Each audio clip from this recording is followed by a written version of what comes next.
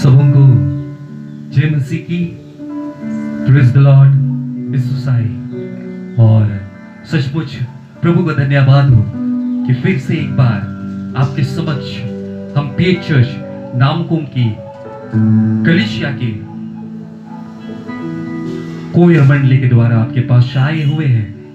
और सचमुच हम आशा करते हैं कि आप अच्छे हैं और प्रभु आपको सुरक्षित रखा है। आपको फिर से एक बार हमारी ऑनलाइन आराधना में स्वागत है। आप जितने लोग इस ऑनलाइन आराधना में सम्मिलित हुए हैं, आप सबों का हम स्वागत करते हैं। और इस आराधना को हम लोग शुरू करने से पहले हम लोग प्रार्थना करें और प्रभु के सम्मुख आ जाएं। आइए हमने अपने अपने आंखों को बंद कर ले और प्रभु के चरणों में आ जाएं। हालेलुया, ग्लोरी टू गॉड, स्तुति हो, हालेलुया।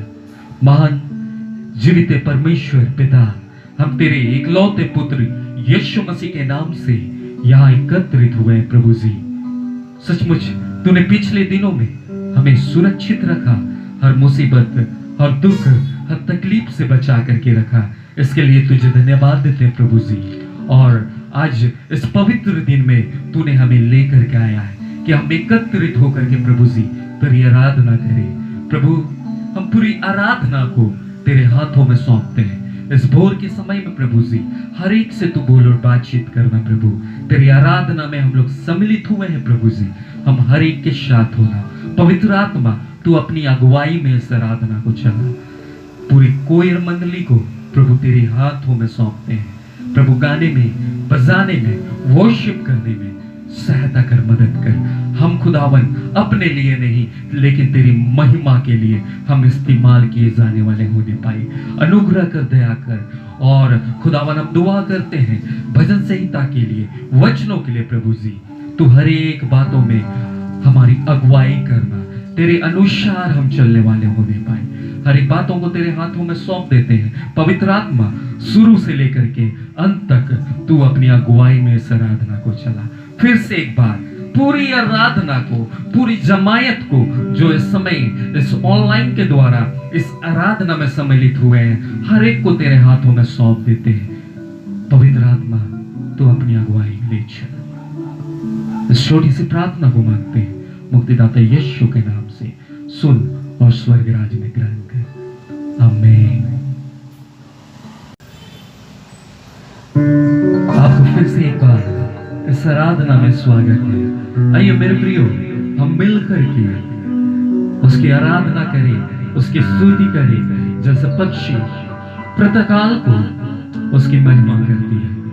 मेरे प्रियो, हम मनुष्यों को परमेश्वर ने अपने समानता में बनाया। क्या हम आज उसकी स्तुति करते हैं? आज आपके पास मौका है कि इस प्रातःकाल को, इस भोर के समय में हम उसकी स्तुति करें, उसकी महिमा करें। वंदना तेरी करते सदा, जीवन दाता त्राणी प्रभु, आशीष दो मुझको प्रभु, सुंदर बोले तो।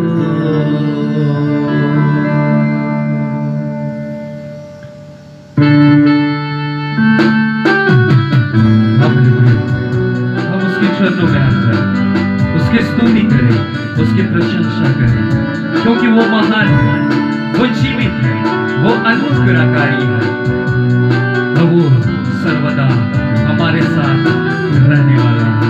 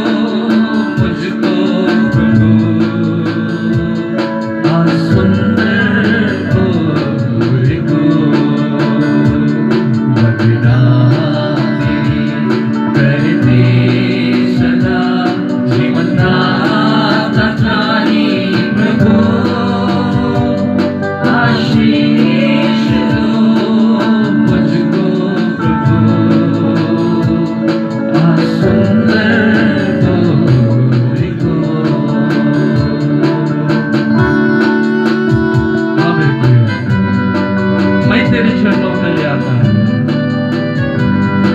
तू हमें उस आशीष से भर देना ताकि मैं तेरी गवाही, तेरी आराधना करूं, तेरी महिमा करूं। Glory to God.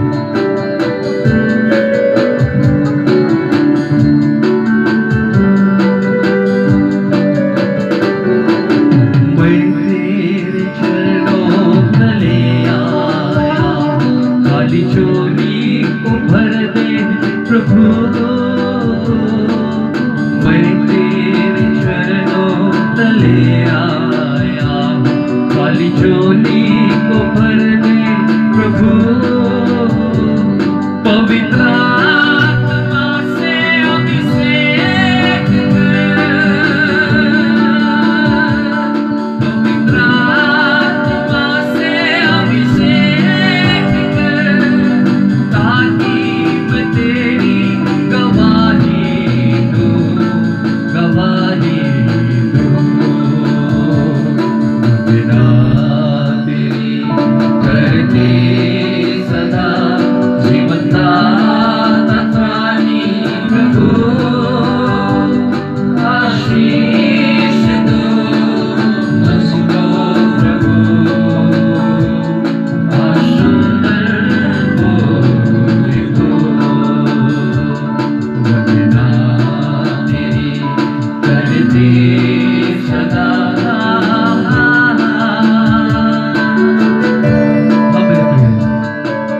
वो बेजुबान पक्षी जिसे परमेश्वर ने बनाया, आज वो भी उसकी महिमा करते हैं।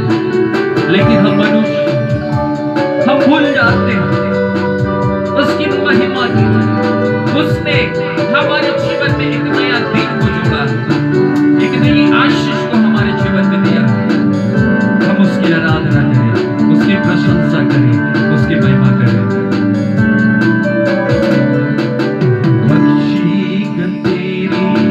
वंदना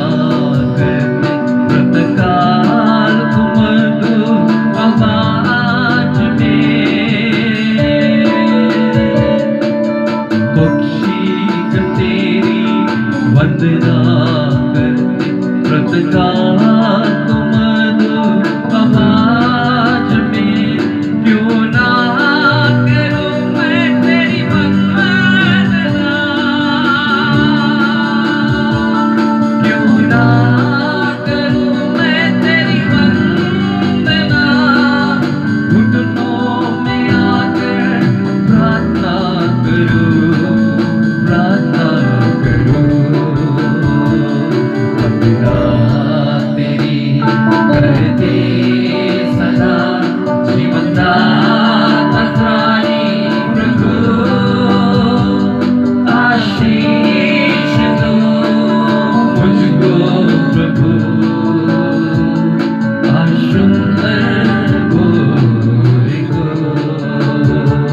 वंदना तेरी करते सदा।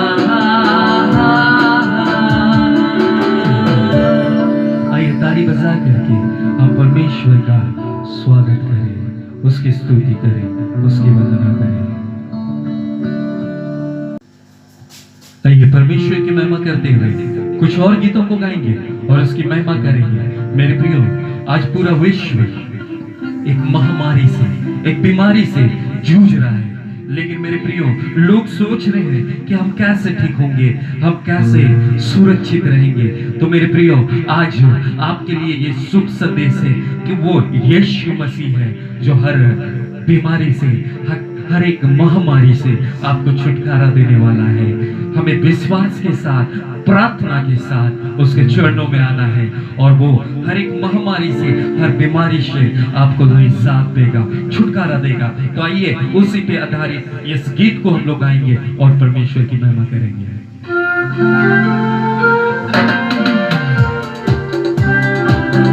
ताली बजाते हुए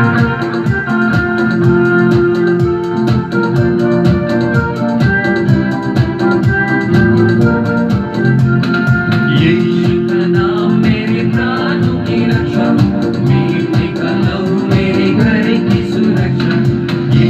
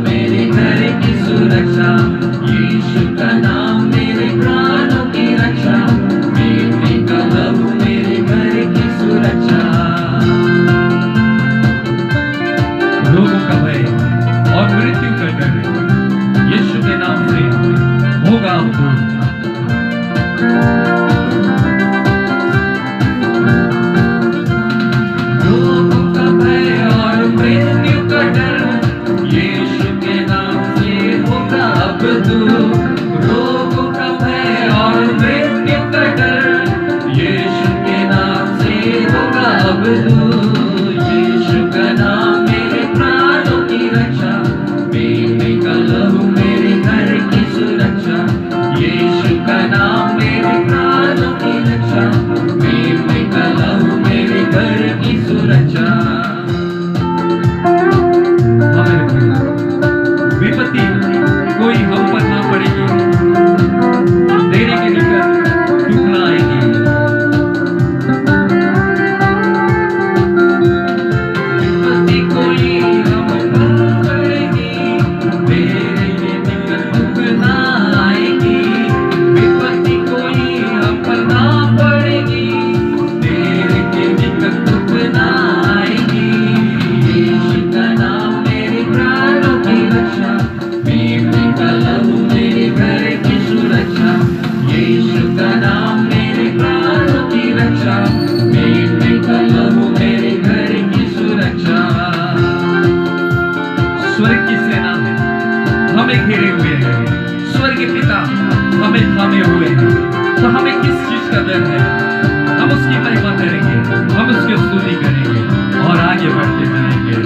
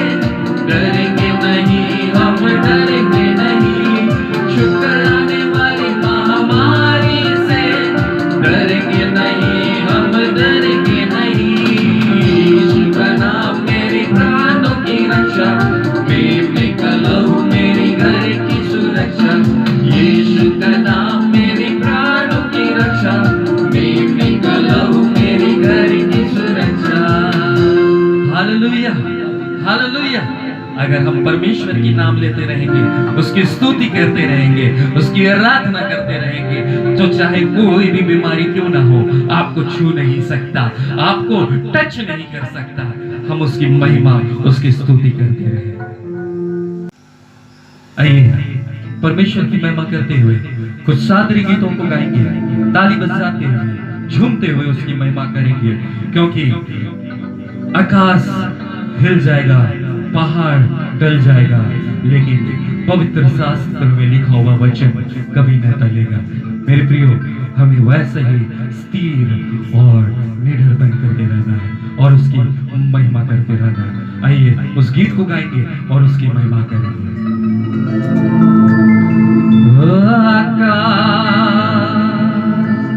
हिली तो हिली,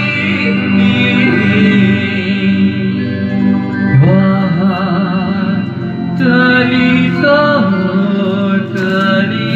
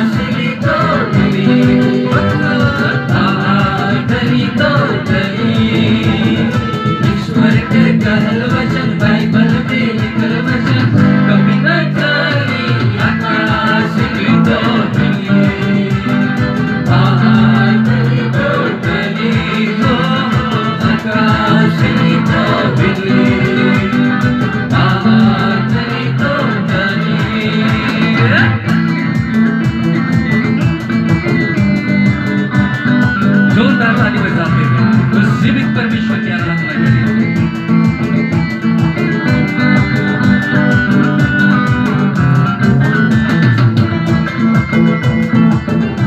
एक साथ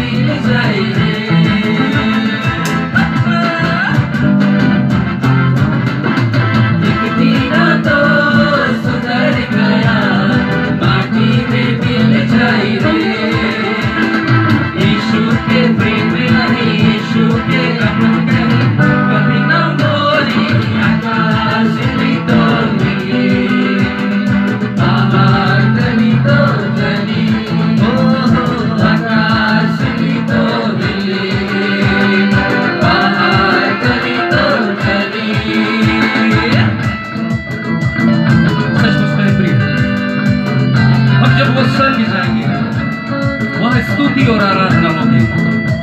हम दाऊद के साथ, अब्राहम के साथ हम स्तुति और महिमा करेंगे।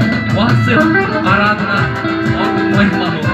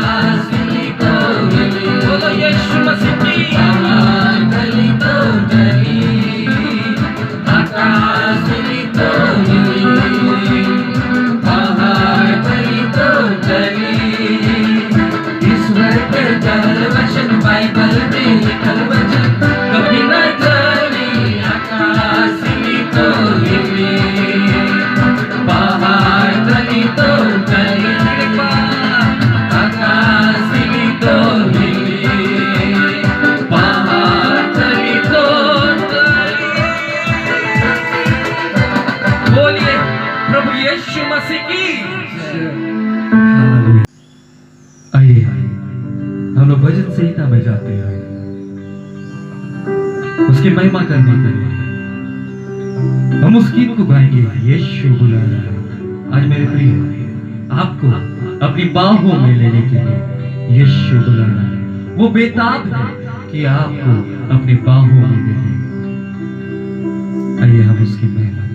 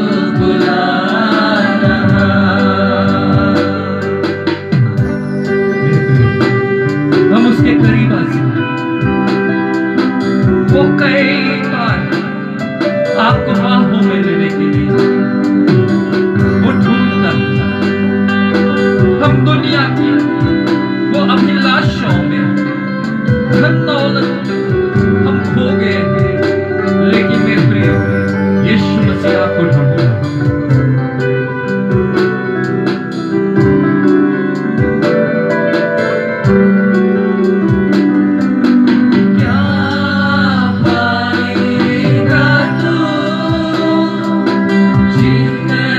दुनिया को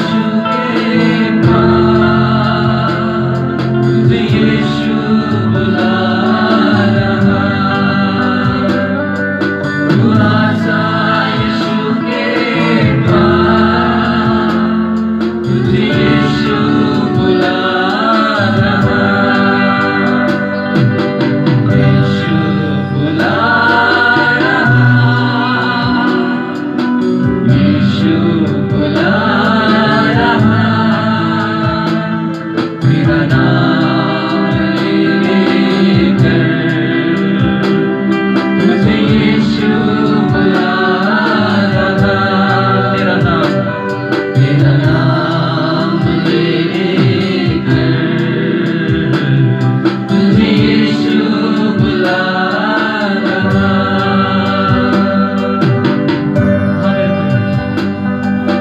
आपका हर एक कदम उसकी हथेलियों पर, वो आपको नाम ले करके बुला रहा। क्या हम उसकी आवाज को सुन पा रहे हैं? हम उसके करीब आ जाए। वो आपको आशीष देना चाहता है, वो आपको सामर्थ से भरना चाहता है, वो आपको आत्मिक आशीष से भरना चाहता है।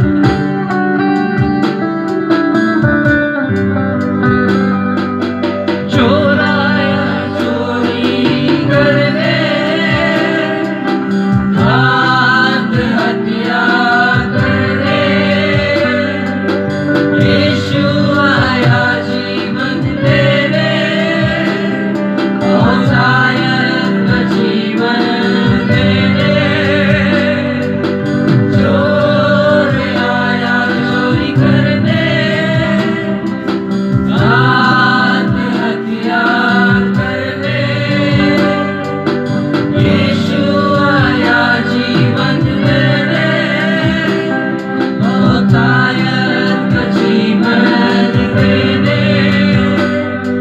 तू आजा यीशु के पास, तुझे यीशु बुला रहा। तू आजा यीशु के पास, तुझे यीशु बुला रहा। यीशु बुला रहा, यीशु बुला रहा। तेरा नाम ले लेकर तुझे यीशु बुला रहा। तेरा नाम ले लेकर तुझे यीशु बुला रहा। तेरा नाम ले लेकर तुझे यीशु बुला रहा।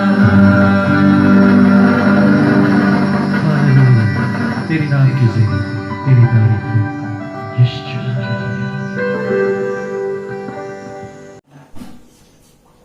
आइए हम आगे की आराधना के लिए हम प्रार्थना में जाएंगे। हम अपने सरों को झुकाएं, अपनी आंखों को बंद करें और परमेश्वर की ओर अपने ध्यान को लगाएं। जिस परमेश्वर ने हमको और आपको आज का ये दिन देखने का मौका दिया, ये सुबह की घड़ी देखने का मौका दिया कि हम उसकी आराधना करें। आइए हम थोड़ी देर परमेश्वर को धन्यवाद देंगे, उसके नाम की स्तुति करेंगे।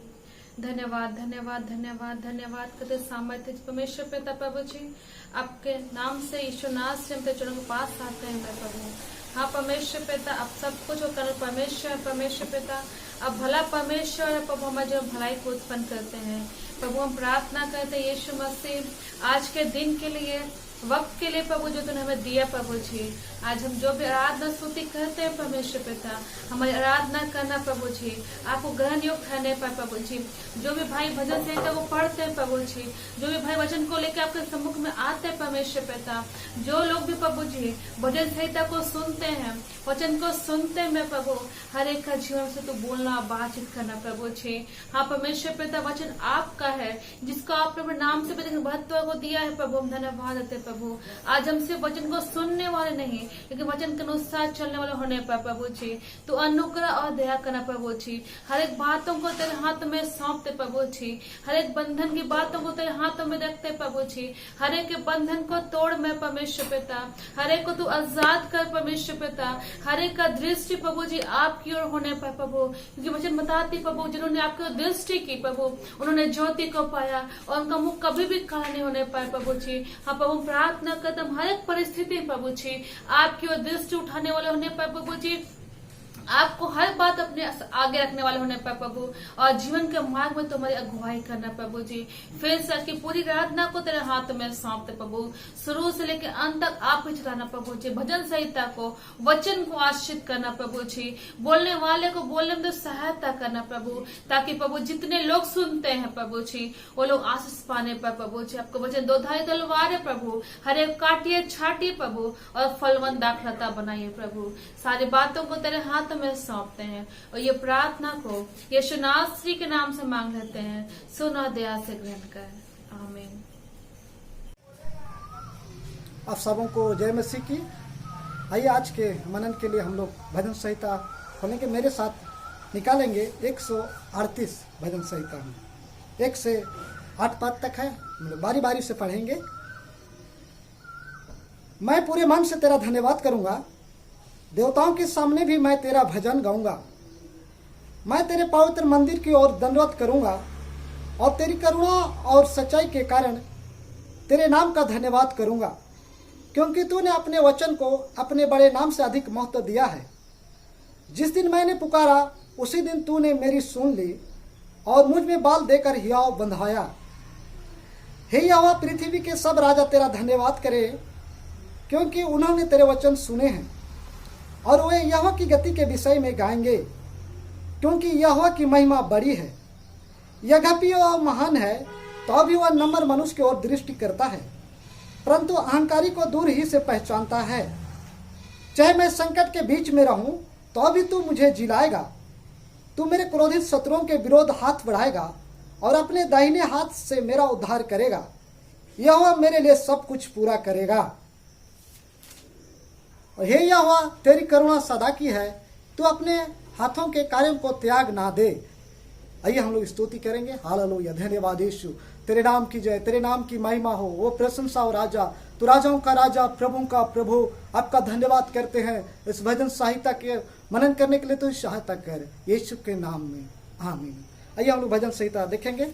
138 का कोई भी पढ़ देंगे, कोई भाई। इसमें बहुत अच्छा दाऊद कहता है, और हम लोग सुनेंगे। मैं पूरे मन से तेरा धन्यवाद करूंगा, देवताओं के सामने भी मैं तेरा भजन गाऊंगा। दाऊद बड़ी जोर के साथ कहता है कि मैं पूरे मन से तेरा धन्यवाद करूंगा। आज हम भी उस दाऊद के समान कहने वाले हो जाएं कि हे परमेश्वर, मैं तेरा धन्यवाद करूंगा। हम हृदय की गहराई से कहे, हे परमेश्वर, मैं तेरा धन्यवाद करूंगा। Hallelujah, hallelujah. सचमुच में दाऊद परमेश्वर के सम्मुख आनंदित से भर जाता है। दाऊद सचमुच में परमेश्वर के सम्मुख आ जाता है और परमेश्वर का धन्यवाद करता है। आज हम भी उस दाऊद के समान कहने वाले हो जाए, मैं पूरे मन से परमेश्वर का धन्यवाद करूंगा, मैं पूरे हृदय से परमेश्वर का धन्यवाद करूंगा, मैं पूरे मन से उस परमेश्वर का क्या करूंगा, धन्यवाद करूंगा। हालेलुया। आगे और कुछ बात को हम लोग देखेंगे। दूसरा में लिखता है, मैं तेरे पवित्र मंदिर को दंडवत करूंगा, और तेरी करुणा और सच्चाई के कारण तेरे नाम का धन्यवाद करूंगा, क्योंकि तूने अपने वचन को अपने बड़े नाम से अधिक महत्व दिया। यहां भी फिर से कहता है कि मैं तेरा धन्यवाद करूंगा। दाऊद हर समय परमेश्वर को धन्यवाद करने वाला व्यक्ति था, चाहे वो कैसी भी परिस्थिति में क्यों ना हो। परमेश्वर हर समय परमेश्वर को क्या करता था, स्मरण करता, उसका धन्यवाद करता था, उसका स्तुति करता था, उसका प्रशंसा करता था। इसीलिए नीचे भी लिखा है, क्योंकि तूने अपने वचन को अपने बड़े नाम से अधिक क्या दिया है, महत्व दिया। हालेलुया। आज इस वचन को क्या क्या है, अधिक महत्व दिया। आज ये वचन हर एक के पास में है, आपके पास है, मेरे पास है, पूरे संसार में परमेश्वर का क्या है, वचन है। आज वचन हमें जिलाता है, वचन हमें तसल्ली देता है, वचन हमें आगे बढ़ाता है। Hallelujah, hallelujah. आइए आगे और एक दो पद हम लोग देखेंगे। और नीचे चौथा में बहुत अच्छा लिखा है, और छठवां पद में बहुत अच्छा लिखा है, लेकिन हम लोग साथ को वो देखेंगे, कोई भी पढ़ देंगे। चाहे मैं संकट के बीच में रहूं तो भी तू मुझे जिलाएगा, क्योंकि तू मेरे क्रोधित शत्रुओं के विरोध में हाथ बढ़ाएगा, और अपने दाहिने हाथ से मेरा उद्धार करेगा। चाहे मैं संकट के बीच में, मेरे प्रिय भाई और बहन, हम कई बार संकट से गुजरते हैं। कई बार मेरे और आपके जीवन में कई एक समस्या, कई एक संकट, कई एक मुसीबत आ जाती है। हम उस समय क्या करें? दाऊद भी ऐसे समय से गुजर रहा था, दाऊद भी ऐसे परिस्थिति से गुजर रहा था। इसीलिए दाऊद कहता है, चाहे मैं संकट के बीच में रहूं तो भी तू मुझे क्या करेगा, जिलाएगा। हालेलुया। आज हमारा परमेश्वर क्या करता है? जिलाता है। क्या तू मुझे फिर से ना जिलाएगा कि तेरी प्रजा तुझ में क्या आनंद ना करे? हमको क्या करता है? प्रतिदिन जिलाता है, प्रतिदिन तसल्ली देता है, प्रतिदिन मुझको और आपको आगे बढ़ाता है। इसलिए हम संकट के बीच में हम निराश ना हो, संकट के बीच में हम हताश ना हो, संकट के समय में हम परमेश्वर को क्या करें? स्मरण करें, हम बाइबल पढ़ें, हम वचन को पढ़ें, हम प्रार्थना करें। ऐसा संकट के समय में हम लिया ना चाहिए, हम और भी मजबूत होते जाए। Praise the Lord. मेरे और आपके जीवन में कई एक परिस्थिति आती है, कई एक समस्या आती है, कई एक संकट आती है, कई एक मुसीबत आती है, उसको डांटिए यीशु के नाम से। हे शैतान, मेरे यहाँ से दूर चले जा। जो भी परिस्थिति है, जो भी समस्या है, उसको हम डांटिए। यदि हम नहीं डांटेंगे तो वो संकट एक दिन मुझको और आपको हावी कर लेगा, और एक दिन मुझको वो क्या कर लेगा? आक्रमण कर लेगा। इसीलिए उसको डांटना है, चाहे हम कैसी भी परिस्थिति में क्यों ना हो, हम उस जीते परमेश्वर को क्या करें? पुकारे। हालेलुया। इसलिए दाऊद कहता है, चाहे मैं संकट के बीच में रहूं तो भी तू मुझे क्या करेगा? जिलाएगा। हम कई एक बार संकट से गुजरते हैं। मेरे जीवन में ऐसा क्यों? हम प्रभु के लोग हैं, मैं प्रार्थना करने वाला हूं, मैं प्रचार करने वाला हूं, मैं अच्छा गाने वाला हूं, मैं प्रतिदिन चर्च जाता हूं, आराधना करता हूं, लेकिन मेरे जीवन में क्यों ऐसा समस्या है? क्यों ऐसा हम सोचते हैं।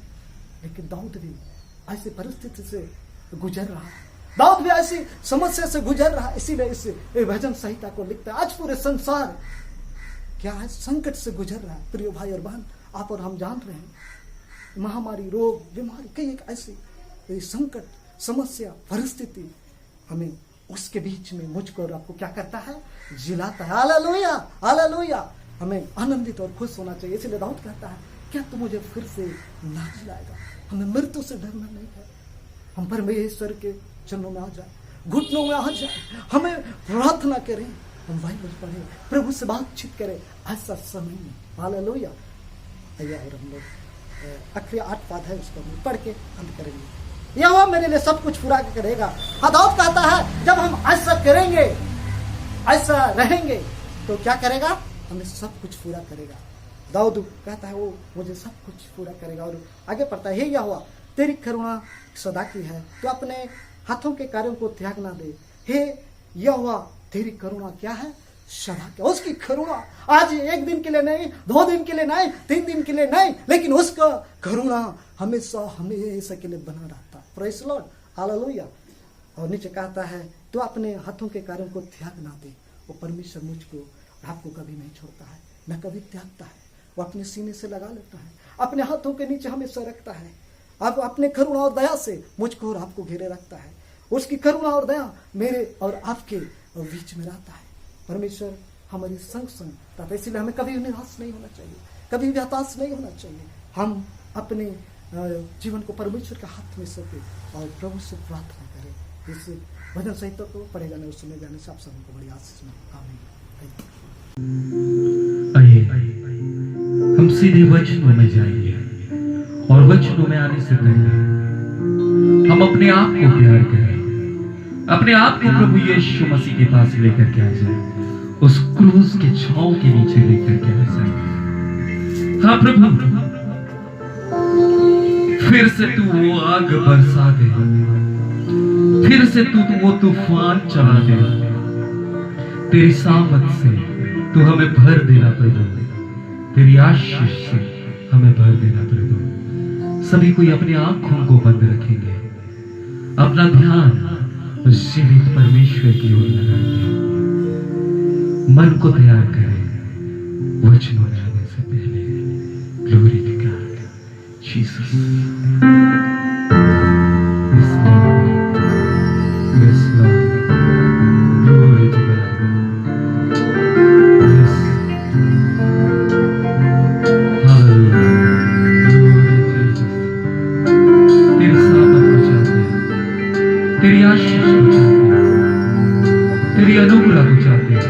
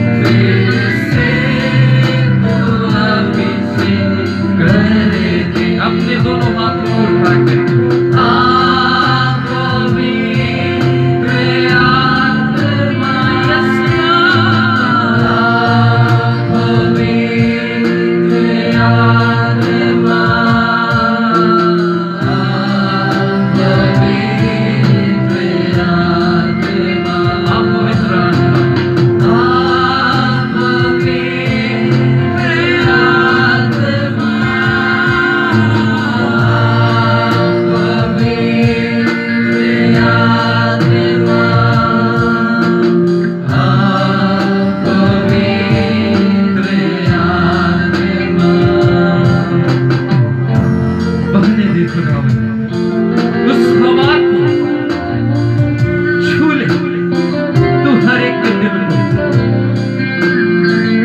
तेरा दर्शन हमें मिले, यही प्रार्थना हम तुझसे करते हैं। हम जितने भी यहाँ पे हैं खुदावन, इस ऑनलाइन आराधना हर एक को तू छू ले, उस पवित्र आत्मा के सामने से, उस पवित्र आत्मा की आग से तू हर एक को छू और पवित्र कर दे।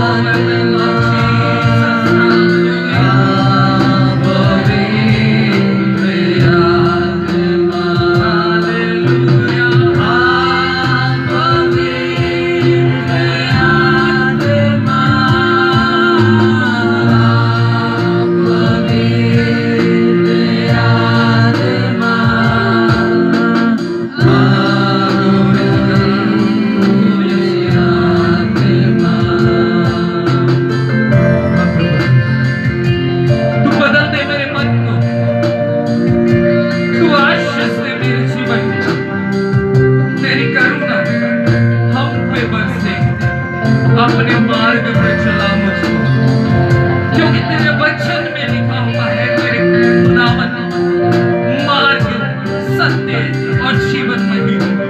हम उस मार्ग पे चलना चाहते हैं खुदावन, जो मार्ग तू हमें दिखलाना चाहता है, वो मार्ग पे हमें ले चल, ताकि हम इस दुनिया के इस मार्ग में भटक ना जाए। प्रभु तू हमारे साथ रहना, हमारा सहारा बन के रहना, हमारा अगुवाई करना प्रभु।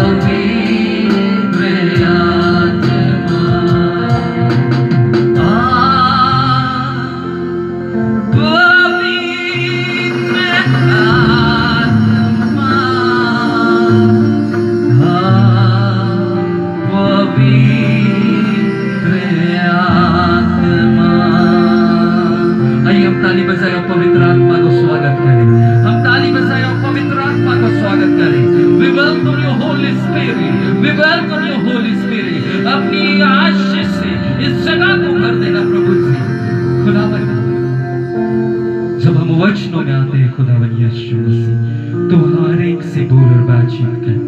तू हम हर एक हृदय को तू खोल देना प्रभु जी। ओ खुदावन, ताकि तेरे वचन को हम ले सके। ओ खुदावन, उस आत्मिक भोजन को हम खा सके। खुदावन, सचमुच तूने सप्ताह भर हमारी रक्षा और रखवाली किया पिता, और तूने हमें इस आराधना तक लेकर के आया। खुदावन, हम में तू दया कर, अनुग्रह कर प्रभु जी। जो भी वचन से बांटा जाता है प्रभु, हम हर एक हृदय के लिए होने पाए, हर एक की आशीष का कारण होने पाए प्रभु। हमारी नहीं लेकिन खुदावन तेरी महिमा होने पाए। जितने लोग अभी इस ऑनलाइन के थ्रू, ओ खुदावन, फेसबुक के माध्यम से वचन को सुनते हैं, आराधना में सम्मिलित हुए हैं, हर एक से तू बोल और बातचीत कर। कोई भी लोग, एक एक लोग ओ खुदावन छूटने ना पाए, लेकिन तेरी राज्य के लिए वो लोग तैयार हो जाने पाए प्रभु जी। ओ पवित्र आत्मा, हम तेरा स्वागत करते हैं। उस आग को इस जगह में तू भर देना, अपना सामर्थ को तू इस जगह में भर देना। शुरू से लेकर के पवित्र आत्मा तेरे हाथों में हम सौंप देते हैं। इस अगुवाई को तू ही चला, सारा आदर महिमा तुझे देते हैं। इस छोटी सी प्रार्थना को मांगते हैं मुक्तिदाता यीशु के नाम से, आमीन। मंडली कहेगी आमीन। आइए हम प्रभु के वचन में जाएंगे, और सचमुच कई सप्तों से हम लोग आपके माध्यम में प्रभु की महिमा कर रहे हैं। आप हमारे टीम के लिए प्रार्थना करेंगे, हमारे इस कलीसिया के लिए प्रार्थना करें कि हम प्रभु में और भी आगे बढ़ते जाएं। सचमुच प्रभु हमें इस्तेमाल करें, अलग अलग क्षेत्रों में, अलग अलग जगहों में, अलग अलग शहरों में हम प्रभु की महिमा के लिए इस्तेमाल होना चाहते हैं। मेरे प्रियो, आज से आप प्रार्थना हमारी इस पूरी टीम के लिए करेंगे, इस कलीसिया के लिए करेंगे। प्रभु आपको बहुतायत की आशीष देने जा रहा है। आइए हम लोग अपने बाइबलों को निकाल लें और अपने हथियार को ले लें, क्योंकि जब हम लड़ाई में जाते हैं, अगर हम बिना हथियार का जाएंगे तो हम मारे जाएंगे। मेरे प्रियो, हमारा हथियार हमारा पवित्र शास्त्र है। हम अपने अपने हथियार को निकाल लें और उस लड़ाई के मैदान में हम चले जाएं, और हम प्रभु यीशु मसीह के करीब आ जाए। अपने हथियार को निकाल ले और हम लोग प्रभु के सम्मुख आकर के बैठ जाए और पवित्र वचन को सुने। प्रभु इस वचन के माध्यम से आज आपसे बातचीत करने जा रहा है, आपको छूने जा रहा है। हर एक बीमारियां दूर होने जा रही है, नाना प्रकार की बीमारियों से आपको मुक्ति मिलने जा रही है। हर एक बंधन आपका टूटने जा रहा है, हर बीमारियां छूटने जा रही है। आइए हम वचन में आएंगे और प्रभु का धन्यवाद करेंगे। धन्यवाद। सबों को जय मसीह की, और सचमुच प्रभु का धन्यवाद हो कि प्रभु ने फिर से एक बार इस सप्ताह आपके बीच आने का मौका दिया। और मैं प्रभु को धन्यवाद देता हूं कि इस लॉकडाउन के दौरान आपसे बातचीत करने का वचनों के द्वारा प्रभु ने मुझे अवसर दिया।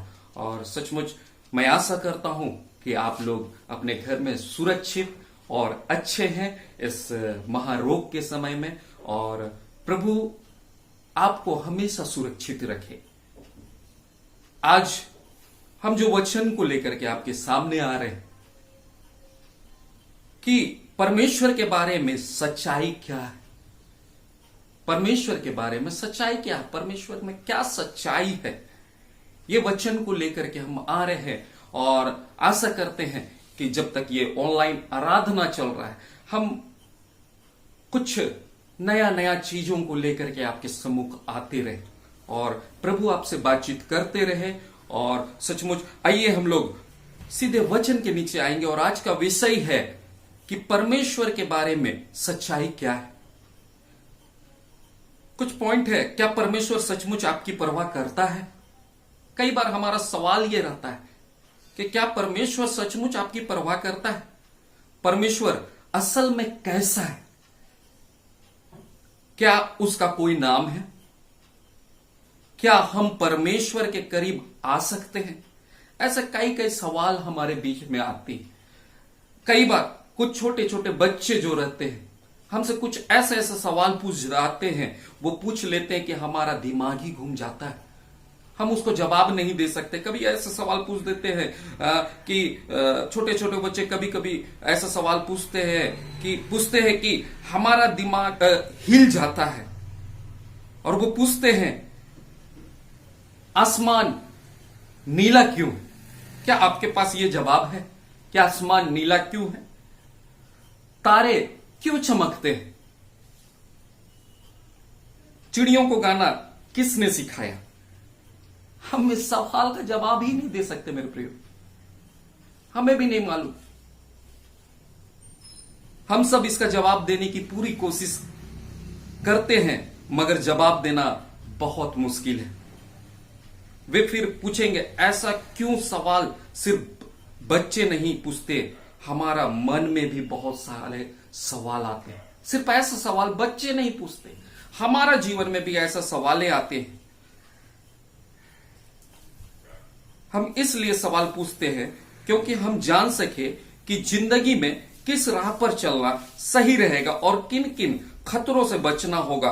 कुछ सवाल ऐसे होते हैं, हमारे जीवन में बहुत सारे सवाल आते हैं पर हम इसका जवाब नहीं देना चाहते। आखिर इसकी वजह क्या है? इसका क्या वजह है? सवाल तो हमारे जीवन में आती है लेकिन हम उसका जवाब नहीं देना चाहते। क्या इस सवालों के जवाब बाइबल में पाई जा सकती है? कुछ सोचते हैं कि बाइबल में जवाब ढूंढना और समझना बहुत मुश्किल है, लेकिन इन सवालों का जवाब जानना जरूरी है। कभी कभी हम सोचते हैं कि आखिर हम मनुष्यों का यह सवाल है। हम कई बार अपने आप में यह सवाल पूछते हैं, सोचते हैं आखिर जिंदगी का मकसद क्या है? हमारा जीवन का मकसद क्या है? क्या यही कि हम पैदा हो गए, कुछ साल जिए और फिर बूढ़े होकर के मर जाए? क्या यही हमारा जीवन का मकसद है? क्या हमारी जिंदगी का मकसद है? जिस परमेश्वर ने हमें रचा वह असल में कैसा है? और मैं भी चाहता हूं कि इस सवालों का जवाब आप जरूर खोजें, और जब तक जवाब ना मिले आप हार ना माने मेरे प्रियो, क्योंकि बाइबल में लिखा है, मत्ती 7:7 में लिखता है, मांगो तो तुम्हें दिया जाएगा, ढूंढो तो तुम पाओगे, खटखटाओ तो तुम्हारे लिए खोला जाएगा। अगर आप ऐसा कुछ ढूंढते हो तो आपका मेहनत बेकार नहीं जाएगा। हालेलुया। हम ढूंढेंगे, अगर बाइबल में उस सवालों का जवाब ढूंढेंगे तो परमेश्वर हमें उस बाइबल से उस जवाबों को निकाल करके देगा। ऐसा नहीं है, कई बार हम लोग कई बड़े बड़े सवालों में हम लोग डूब जाते हैं। कई बार हम लोग ये सोचते हैं कि मेरे प्रियो कि मेरे साथ ऐसा परिस्थिति क्यों है, मैं ऐसा क्यों हो गया। औरों को देखा जाए तो वो जो प्रभु में नहीं है वो अच्छा से जीवन अपना व्यतीत कर रहे हैं, लेकिन मैं प्रभु में हूं, हमेशा प्रार्थना करता हूं, बाइबल का वचन को पढ़ता हूं, उसके वचनों के अनुसार चलता हूं, संगति में रहता हूं, लेकिन मेरा जीवन में समस्या और तकलीफ क्यों है?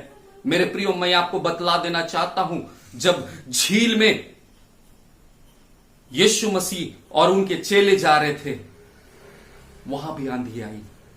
हालेलुया। आंधी और तूफान वहां भी आई, लेकिन हुआ क्या? यीशु मसीह ने उस आंधी को क्या कर दिया? रोक दिया, थाम दिया, वो प्रार्थना से। और वहां आंधी और तूफान क्यों रुका? अगर उनके चेले रहते तो शायद वो आंधी और तूफान नहीं रुकता, लेकिन उस नाव में यीशु मसीह था। हालेलुया। यीशु मसीह वहां मौजूद था उस भीड़ में, इसलिए वो आंधी और तूफान रुका। मेरे जीवन में भी, आपके जीवन में भी अगर यीशु मसीह सवार कर रहा है मेरे प्रियो आपके साथ, तो समस्या कुछ भी क्यों ना आए, हमारी हर समस्याओं का हल यीशु मसीह निकालेगा। हालेलुया। वो हल यीशु मसीह निकालेगा। सिर्फ शर्त इतना है कि हमें यीशु मसीह को अपने साथ अपने जीवन में लेकर के चलना है, क्योंकि वो चेले भी अकेले नहीं, वो यीशु मसीह के साथ उस नाव में जा रहे थे। आंधी आया, तूफान आया, चेले डर गए। यीशु मसीह सो रहा था, चेले डर गए कि अब क्या होगा, अब हम मारे जाएंगे, अब हम डूब जाएंगे। लेकिन खुशी की बात यह है मेरे प्रियो कि उस भीड़ में यीशु मसीह भी पाया जा रहा था, उस भीड़ में यीशु मसीह भी था। ठीक उसी तरह मेरे प्रियो, हम चाहे जहां भी रहे, कोई संकट में रहे, मुसीबत में रहे, तकलीफ में रहे, अगर हम अपने जीवन में यीशु मसीह को रखे हैं तो सारा तकलीफ हमारा दूर हो जाएगा। शर्त इतना है, यीशु मसीह को रखना है, यीशु मसीह के साथ चलना है, वचनों में चलना है। हालेलुया। हम लोग निकाल लेंगे नीति वचन 2 का 1 से 5 अगर पढ़ लेंगे तो अच्छा रहेगा। नीति वचन 2 का 1 से 5 तक। हे मेरे पुत्र, हे मेरे पुत्र, यदि तू मेरे वचन ग्रहण करे यदि तू मेरे वचन को ग्रहण करे और मेरी आज्ञाओं को और मेरी आज्ञाओं को अपने हृदय में रख छोड़े अपने हृदय में रख छोड़े और बुद्धि की बात ध्यान से सुने और बुद्धि की बात ध्यान से सुने और समझ की बात मन लगाकर सोचे और समझ की बात को मन लगा करके सोचे और प्रवीणता और प्रवीणता और समझ के लिए और समझ के लिए अति यत्न से पुकारे अति यत्न से पुकारे और उसको चांदी के समान ढूंढे और चांदी के समान ढूंढे और गुप्त धन के समान उसकी खोज में लगा और रहे, गुप्त धन के समान उसकी खोज में लगे रहे, तो तू यहोवा के भय को समझेगा तो यहोवा के भय को समझेगा और परमेश्वर का ज्ञान तुझे प्राप्त होगा। हालेलुया। सचमुच अगर हम परमेश्वर के वचन के अनुसार चलेंगे, उसके आज्ञाओं को मानेंगे, और परमेश्वर की आज्ञाओं को हम सब जानते हैं, जो 10 आज्ञा हमें मिली हुई है, उस आज्ञा के अनुसार अगर हम अपने जीवन को व्यतीत करेंगे तो मेरे प्रियो, प्रभु हर शिक्षा आपको देगा। आपके पास अगर कोई भी सवाल है तो उसका जवाब सिर्फ बाइबल में ही आपको मिलेगा मेरे प्रियो। जीवन में कोई भी अगर सवाल आपके जीवन में है तो उसका हर एक सवाल का जवाब बाइबल में मिलेगा। तो आइए एक सवाल पर हम ध्यान दें। यह सवाल कई लोगों को उलझन पे डाल देता है। ऐसे सवाल है, कुछ सवाल जो उलझन में लोगों को डाल देता है। क्या परमेश्वर को हमारी कोई परवाह नहीं? क्या वह पत्थर दिल है? कई बार हम लोग ये सोचते हैं मेरे प्रियो कि हम प्रार्थना कर रहे हैं और प्रभु हमारी प्रार्थनाओं को नहीं सुनता। बहुत लोग सोचते हैं अगर परमेश्वर को, अगर हम इंसानों की परवाह होती, आज दुनिया की यह हालत नहीं होती। जहां देखो मारकाट, चारों तरफ मुसीबत, हम खुद भी अपने जीवन में दुख को झेल रहे हैं, बीमारियों को झेल रहे हैं, तकलीफी है हमारे जीवन में, इसलिए लोग ऐसा सोचते हैं। लेकिन क्या परमेश्वर को ऐसा करना सही है? इसके बारे में बाइबल क्या कहती है? हालेलुया।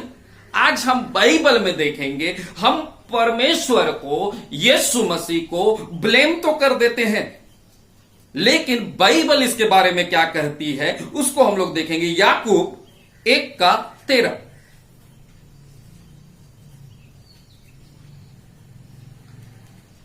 ऐसे ऐसे सवालें हमारे जीवन में आती है कि अगर परमेश्वर हमारे साथ होता, हमारा परवाह करता, तो हमें कोई भी तकलीफ और दुख नहीं होता। लेकिन मेरे प्रियो, बाइबल क्या बतलाती उसे हम लोग देखेंगे। जब किसी की परीक्षा हो तो वह या ना कहे कि मेरी परीक्षा परमेश्वर की ओर से होती है, क्योंकि ना तो बुरी बातों से परमेश्वर की परीक्षा हो सकती है और ना वह किसी की परीक्षा आप करता है। मेरे प्रियो, आज यहां साफ साफ बाइबल में लिखा हुआ है कि क्योंकि ना तो बुरी बातों से परमेश्वर की परीक्षा हो सकती है और ना किसी की परीक्षा वो आप करता है। परमेश्वर दुनिया में फैले बुराइयों का हरगिज जिम्मेवार नहीं है। आज हम परिस्थिति में जो है, आज हम जो स्थिति में पाए जाते हैं, आज हम जो भी समस्या में पाए जाते हैं मेरे प्रियो, हम अपनी वजह से, परमेश्वर को हम ब्लेम ना करें। हम अपनी वजह से उस परिस्थिति में पड़े हैं, हम अपनी वजह से उस बीमारी में पड़े हैं। हम लोग निकाल लेंगे आयुब 34:10-12। आयुब 34, अगर आप घर में बाइबल लेकर के हैं, जब ये वचन को आप फेसबुक के माध्यम से सुन रहे हैं तो निकाल लेंगे आयुब 34:10-12। हाँ, 34:10-12। इसलिए हे समझ वालों मेरी सुनो यह संभव नहीं या संभव नहीं कि परमेश्वर दुष्टता का काम करे और सर्वशक्तिमान बुराई करे वह मनुष्य की करनी का फल देता है वह मनुष्य की करनी का फल देता है और प्रत्येक को अपनी अपनी चाल का फल भुगताता है और अपनी अपनी चाल का फल भुगताता है। निसंदेह परमेश्वर दुष्टता नहीं करता और न स्वशक्तिमान अन्याय करता है। मेरे प्रियो, आज हम जब इस संसार में हम जानते हैं हमारा जीवन उस ओस के समान है जो कुछ पल के लिए ही दिखाई देता है फिर ओझल हो जाता है। मेरे प्रियो, आज हम संसार में केवल सांसारिक तौर से जी रहे हैं, लेकिन हम विश्वासियों को प्रयत्न करना है अपने आप को तैयार करना उस अनंत काल का जीवन के लिए, ना कि इस संसार में हम अपना जीवन को जो व्यतीत कर रहे हैं वो जीवन को हमें लेकर के चलना है। लेकिन मैं बतला देना चाहता हूं मेरे प्रियो, जो कुछ समय का जिंदगी हमारे पास है, और मेरे प्रियो जब हम मर जाएंगे तो हमारे साथ कुछ नहीं जाएगा। हमारे साथ कुछ, ना धन, ना दौलत, ना घर, ना गाड़ी, ना स्वान, ना शौहरत, कुछ नहीं जाएगा। लेकिन सिर्फ एक ही चीज हमारे साथ जा सकता है, जो संसार में जिंदा रहते हम कर सकते हैं, वो हमारी धार्मिकता है, आत्मिकता है, धार्मिकता है। अगर हम मर जाएंगे मेरे प्रियो, हमारे साथ कुछ भी नहीं जाएगा, लेकिन सिर्फ ये जो दो चीज है जो आपके साथ उस स्वर्ग तक आपके साथ जाएगा, जो धार्मिकता है और आत्मिकता। अगर जब तक हम जीवित हैं मेरे प्रियो, अगर धार्मिकता में अपना जीवन को व्यतीत कर रहे हैं, आत्मिकता में अपना जीवन को व्यतीत कर रहे हैं, तो वही आपको स्वर्ग लेकर के जाएगा। यहां उसी का फैसला होगा। अगर आप आत्मिकता को छोड़ करके संसारिकता में, पापों में अपना जीवन को व्यतीत कर रहे हैं, तो मेरे प्रियो आप स्वर्ग के लिए अपने राह को खोज रहे हैं, नरक के लिए अपनी राह को खोज रहे हैं। और नरक, उस पाप में आपको जो संसार में आप व्यतीत कर रहे हैं वो आपको नरक लेकर के जाएगा, लेकिन धार्मिकता और आत्मिकता आपको स्वर्ग लेकर के जाएगा। परमेश्वर काम का इजाजत देता है कि नहीं? इंसान बुरे रास्ते पर चलता है, उसे कोई नहीं रोक सकता। अगर इंसान बुरी राह में चल रहा है, इंसान बुरे राह में चल रहा है, वो पाप में चल रहा है, उसे कोई नहीं रोक सकता। उदाहरण के तौर पर मैं आपको बतला देना चाहता हूं, एक अच्छा पिता था, उसका एक बेटा था जो बड़ा हो गया, मगर इस कदर वो ढीठ था, बिगड़ गया था कि पिता की एक भी बात नहीं सुनता था। और वो एक भी बात नहीं सुनता तो वह घर में नहीं रहना चाहता था, इसलिए पिता से वह अपनी मर्जी पर उसे छोड़ देता, और पिता उसे अपनी मर्जी पे छोड़ देता है उस बालक को। जब वो जवान हो जाता है और कुछ मुसीबतों में वह फंस जाता है, तो वह क्या अब उसकी मुसीबत के लिए उसका पिता कसूरवार है? वो बच्चा बड़ा होता है, प्रभु के वचन के अनुसार नहीं चलता है, बिगड़ जाता है, इधर उधर के जीवन में जीने लग जाता है, संसारिकता जीवन में जीने लग जाता है, और वो पैसों को लेकर के चला जाता है। तो होता क्या है कि पिता ने उसे वैसे ही छोड़ दिया जैसा वो करना चाहता था, और क्या होता है कि कुछ दिन बाद वो मुसीबत में पड़ जाता है। तो आप मेरे को बताइए मेरे प्रियो कि उसकी मुसीबत में पड़ने का कारण क्या उसका पिता है? क्या वो कसूरवार है? क्या यह सही होगा कि उसके पिता को कसूरवार समझा जाए? मेरा अगर कहा जाए, अगर मेरी बातों को अगर आप ध्यान देंगे, तो उसका पिता बिल्कुल भी कसूरवार नहीं। हालेलुया। लूका 5 का 11 से 13।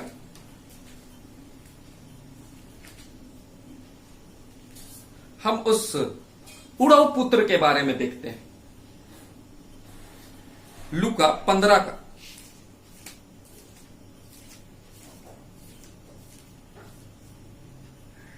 लूका 15 का 11 से 13 तक। फिर उसने कहा किसी मनुष्य के 2 पुत्र थे। मनुष्य के 2 पुत्र थे। उनमें से छोटे ने पिता से कहा, हे पिता, संपत्ति में से जो भाग मेरा हो संपत्ति में से जो भाग मेरा हो वह मुझे दे वो दीजिए। मुझे दे दीजिए। उसने उनको अपनी संपत्ति बांट दी। उसके पिता ने उन दोनों भाइयों में से उस बेटे ने जो उसके पिता से कहा था कि संपत्ति मुझे दे दे, उसके बेटे को उसके पिता ने उसकी संपत्ति को उसे सौंप दिया। बहुत दिन ना बीते थे बहुत दिन ना हुई थी कि छोटे पुत्र सब कुछ इकट्ठा करके उसका छोटा पुत्र जो वो संपत्ति को जो मांगा था वो इकट्ठा करके दूर देश को चला वो गया। दूर देश को चला गया। अपना पिता को छोड़ करके, अपने घर को छोड़ करके, हर एक चीज को छोड़ करके वो दूर देश चला गया था। और वहाँ कुकर्म में अपनी संपत्ति उड़ा दी। कुकर्म में अपनी सारी संपत्ति को उड़ा दी।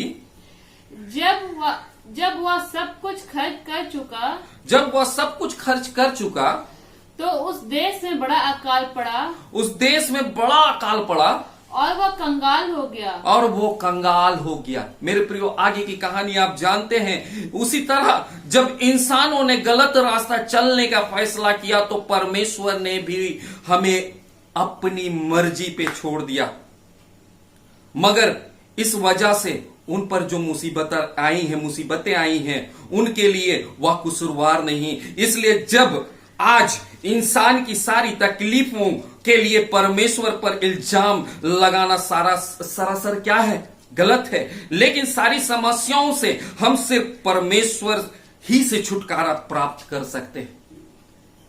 हम इल्जाम तो परमेश्वर पर लगा देते हैं। वो उड़ाऊ पुत्र जो यीशु मसीह जो उदाहरण दे रहा था, उसने अपनी संपत्ति को मांग लिया। उसका पिता ने चाहा कि चलो तुम जहां भी रहो खुश रहो। उसके पिता ने उसे संपत्ति को दे दिया और उसका बेटा उस संपत्ति को लेकर के अपने घर को, द्वार को, अपने परिवार को छोड़ करके कहीं दूर देश में चला गया। और आगे की कहानी आप जानते हैं मेरे प्रियो कि उसने ऐशोवास में, कुकर्म में अपना सारी संपत्ति को खर्च कर दिया। बाद में उसका नौबत क्या हो जाता है? वो सुअरों के साथ खाना खाने लग जाता है। ऐसी उसकी स्थिति हो जाती। आप जानते हैं सुअर कैसे रहते हैं? उनको कच्चड़ में ही रहना पसंद है। उनका जीवन कीचड़ में ही बीतता है। मेरे प्रियो, उस लड़के का भी जीवन कीचड़ में हो गया था। वो खाना उसी को खाने लग गया जो सुअर खाते थे। उसका जीवन सुअर के समान हो गया था। फर्क इतना था कि वो इंसान था और वो सुअर थे, लेकिन सुअर और उनमें कोई फर्क नहीं समझा जा रहा था, क्योंकि वो हर एक चीजों को उड़ा करके, पैसों को खत्म करके, हर एक चीज को छोड़ करके, अपनी घर की हर एक संपत्ति को ले करके वो चला गया था। मेरे प्रियो, क्या उसका वो स्थिति का जो उस पर गुजर रही थी, क्या उसका पिता गुनहगार था? क्या उसका पिता उसको उसके लिए पिता को हम लोग उसके तकलीफ के लिए इल्जाम लगा सकते हैं? मैं कहना चाहता हूं नहीं। उनके पिता ने चाहा कि ये खुश रहेगा, ये अच्छा से रहेगा। उसके पिता ने उसे संपत्ति को दे दिया और वो चला गया।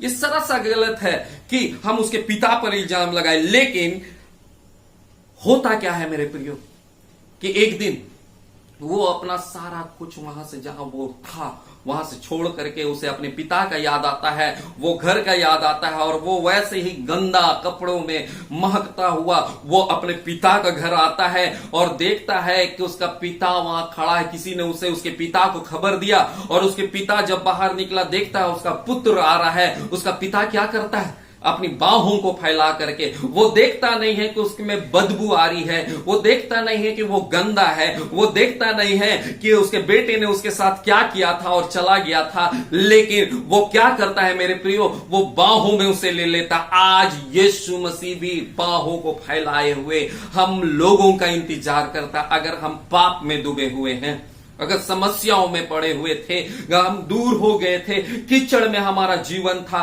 सुअर के समान हमारा जीवन हो गया था, मेरे प्रियो, आज यीशु मसीह बाहों को फैलाए हुए आपका इंतजार कर रहा है। और इन सारी समस्याओं से छुटकारा देने वाला सिर्फ एक ही है, वो हमारा परमेश्वर है। वही छुटकारा दे सकता है और कोई नहीं। हम लोग निकालेंगे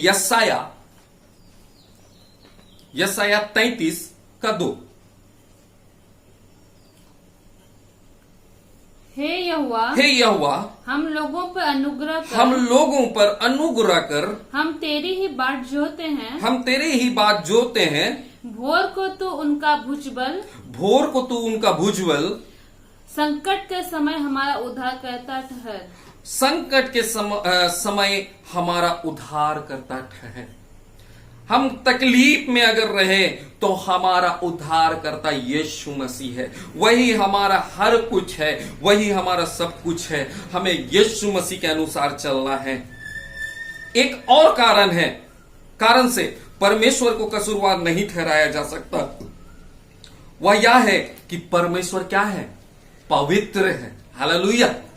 हम परमेश्वर को कसूरवार नहीं ठहरा सकते। वो ये कारण है, और सबसे बड़ा कारण है कि परमेश्वर, हमारा परमेश्वर पवित्र है। यशाया 6:3।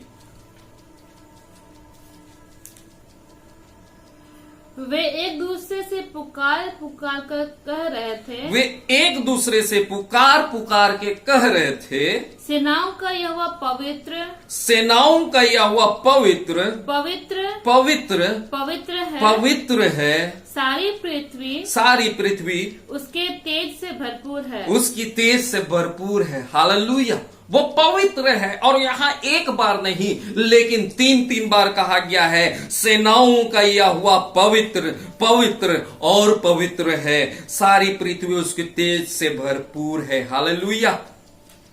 हम ऐसा परमेश्वर के साथ हम चले जो हमें हर एक समस्याओं से हमें बचाता है।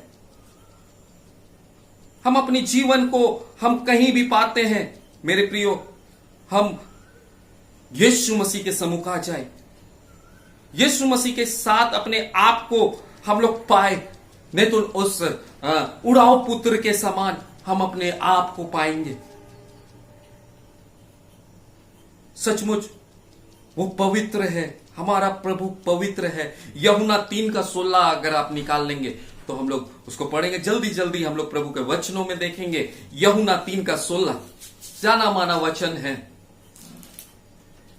क्योंकि परमेश्वर ने जगत से ऐसा प्रेम रखा, क्योंकि परमेश्वर ने जगत से ऐसा प्रेम रखा कि उसने अपना एक लौता पुत्र कि दे उसने दिया, अपना एक लौता पुत्र इस संसार के लिए, पूरे मानव जाति के लिए भेज दिया, ताकि जो कोई उस पर विश्वास करे, ताकि जो भी संसार के लोग हैं, मानव जाति है, उस यीशु मसीह पर विश्वास करे, वह नष्ट न हो, वो नष्ट या नाश ना हो, परंतु अनंत जीवन पाए। परंतु अनंत जीवन पाए। मेरे प्रियो, हम अनंत जीवन की ओर अपना जीवन को व्यतीत करने वाले हो जाए। परमेश्वर ने हमें एक अवसर दिया है कि हम उसके सम्मुख आ जाए। उसने अपना एकलौता पुत्र को संसार में भेज दिया ताकि मानव जाति बर्बाद ना हो, मानव जाति नष्ट ना हो, हम उसके सम्मुख आ जाए। रोमियो 5:8 निकाल लेंगे। और सचमुच प्रभु का वचन सामर्थी है। हम चाहे कोई भी संकट या तकलीफ या दुख में क्यों ना हो, प्रभु हमें सहायता करने वाला है। रोमियो 5:8। परंतु परमेश्वर हम पर अपने प्रेम की भलाई, हम पर अपनी प्रेम की भलाई इस रीति से प्रकट करता है, इस रीति से प्रकट करता है कि जब हम पापी ही थे, जब हम क्या थे? पापी ही थे, तभी मसीह हमारे लिए मरा। तभी मसीह हमारे लिए मरा। यीशु मसीह इस संसार में आया तो हम पाप में डूबे हुए थे मेरे प्रियो। पूरे मानव जाति पाप में बिखरा हुआ था, पूरा मानव जाति पाप में डूबा हुआ था। लेकिन परमेश्वर ने हमारे लिए सोचा और उसने अपना एक लौता पुत्र यीशु मसीह को इस जगत में भेज दिया। और जब हम पापी ही थे तो उसने हमारे लिए अपना जान को दे दिया कि हम मानव जाति उसमें विश्वास करके उस पर अनंत जीवन पा सके। पहला यूहन्ना 4:9 और 10।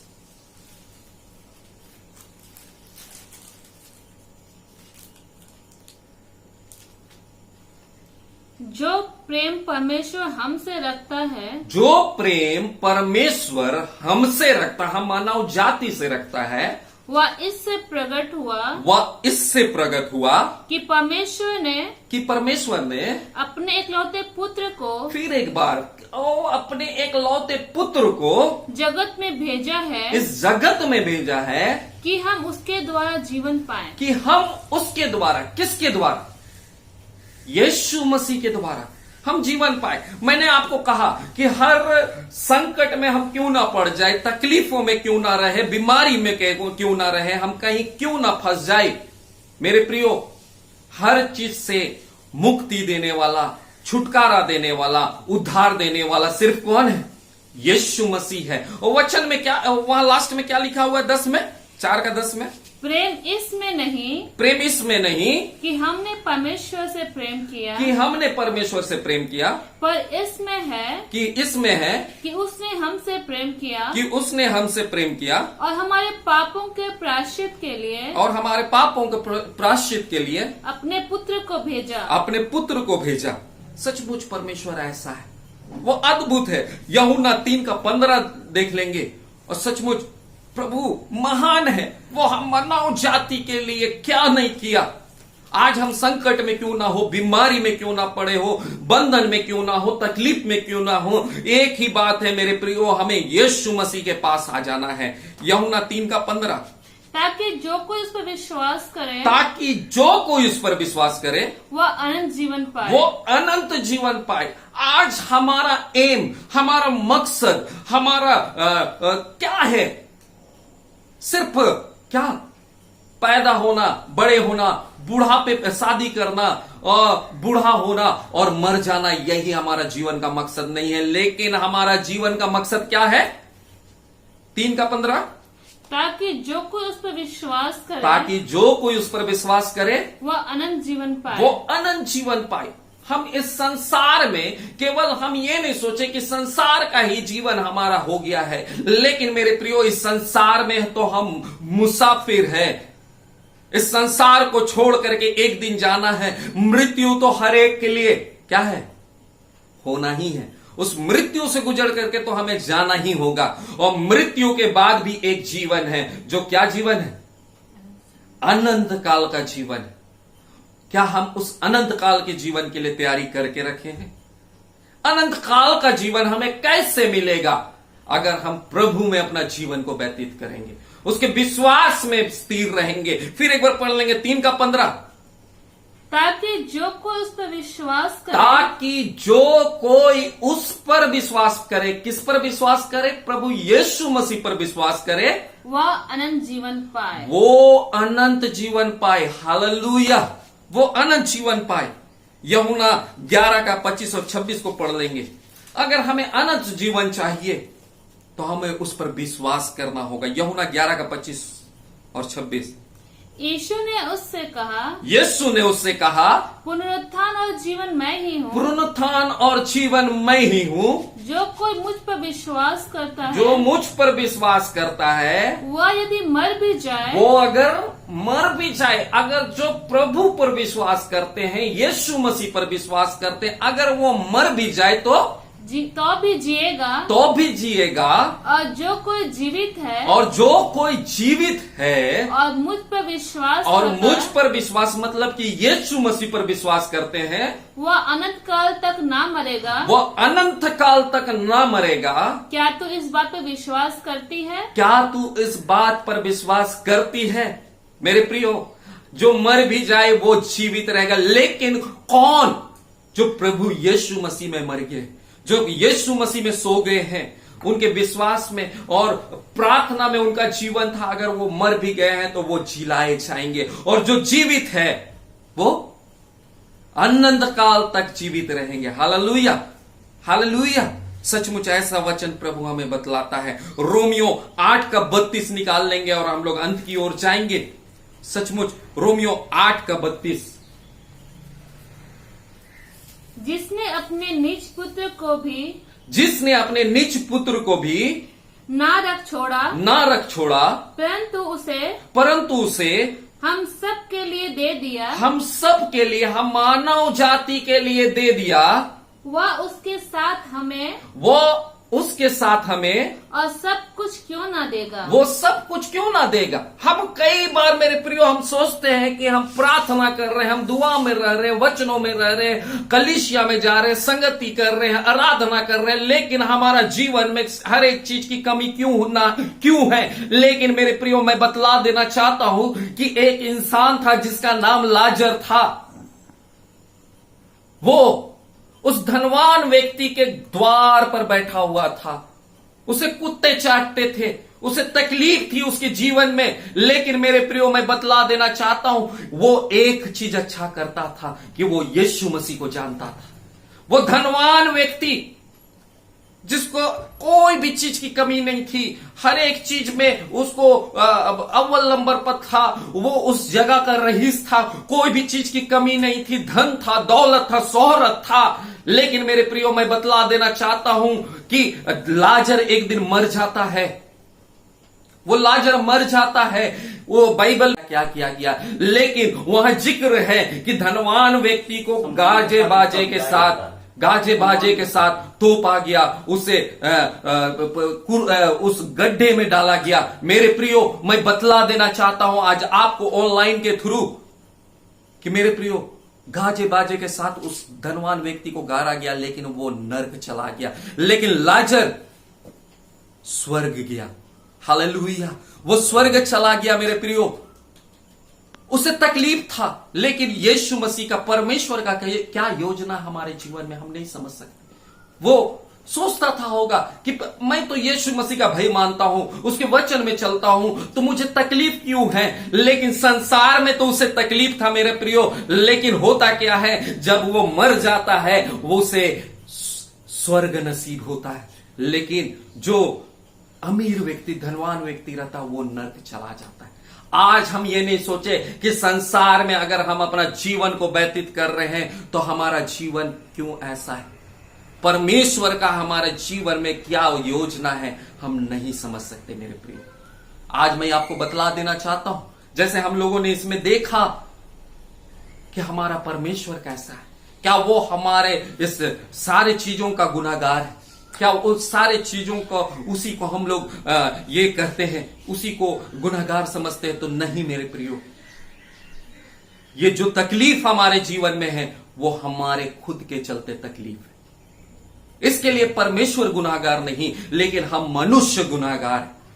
चाहे हम तकलीफ में क्यों ना पड़े हो, चाहे बीमारी में क्यों ना पड़े हो, संकट में क्यों ना हो, दुनिया की अभिलाषाओं में हम डूबे क्यों ना हो, वो सारे चीजों का गुनाहगार हम खुद मनुष्य हैं, परमेश्वर नहीं। मेरे प्रियो ये वचन को जो आप लोगों ने सुना, आशा करते हैं प्रभु इन वचनों के द्वारा आपको आशीषित करे। ये वचन सिर्फ सुनने के लिए नहीं, लेकिन जीवन में अपने आप को हम वैसा तैयारी करके रखे कि हम जब यीशु मसीह दोबारा लेने आए तो हम उसके स्वर्ग राज्य जा सके। हम अपने आप को प्रभु यीशु मसीह के सम्मुख लेकर के आए, वचनों में अपना जीवन को रखे, प्रार्थना में अपना जीवन को रखे। मेरे प्रियो हम यीशु मसीह के करीब आ जाए। आज अगर हम सोचते हैं कि इन सारी तकलीफों का गुनाहगार यीशु मसीह है, तो आप गलत है मेरे प्रिय। इन सारी तकलीफों का, बीमारी का, हर एक चीज का जिम्मेवार हम मनुष्य हैं। और इन सारी बीमारियों से, इन सारी तकलीफों से, इन सारी बंधनों से कोई आपको छुटकारा नहीं दे सकता। सिर्फ एकमात्र यीशु मसीह है जो आपको हर बीमारी, हर तकलीफ, हर समस्या, हर बंधन, हर चीज से आपको छुटकारा देने जा रहा है। मेरे प्रियो जब आप सुन रहे हैं, मैं घोषणा करता हूं, आपके जीवन में अगर तकलीफ है, आपके जीवन में अगर समस्या है, आपके जीवन में अगर बीमारी है, यीशु के नाम से वो सारी तकलीफ चला जाने पाए। Right now in the name of Jesus, यीशु के नाम से मैं घोषणा करता हूं, उन सारी तकलीफों को, वो सारी समस्याओं को, वो सारी बंधन को यीशु के नाम से वो चला जाने पाए। Right now in the name of Jesus, touch each and everyone in the name of Jesus. यीशु तू छू ले हर एक को, तू प्रभु जी तू लोगों को स्पर्श कर, छू ले यीशु के नाम से, थया कर, अनुग्रह कर। प्रभु जी हम फिर से तेरे चरणों में आए, इन वचनों के द्वारा लोगों से तूने बातचीत किया। धन्यवाद देते हैं प्रभु जी, और हर बातों को तेरे हाथों में सौंप देते हैं। इस छोटी सी प्रार्थना को मांगते मुक्तिदाता यीशु के नाम से, आमीन।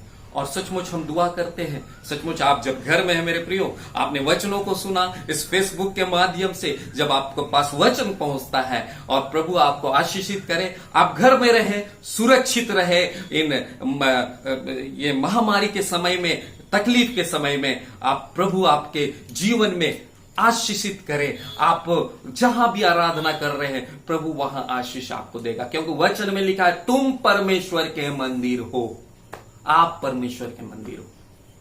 प्रभु आशीषित करे। धन्यवाद।